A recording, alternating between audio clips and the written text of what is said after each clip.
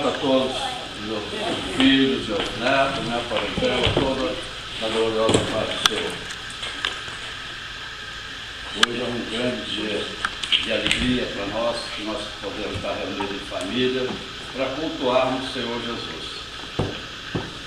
Eu peço a todos que elevem o pensamento ao Pai, cada um faça a sua oração interior, né?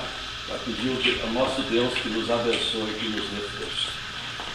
Senhor Deus, Pai poderoso, Senhor dos senhores, Pai, nós declaramos em Teu nome esse lugar agora santificado ao Senhor, Pai.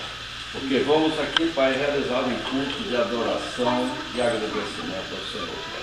Por tudo que o Senhor tem nos dado, Pai, pela família que temos, Pai, pelas nossas lutas, mas pelas vitórias que o Senhor tem nos dado também, Pai.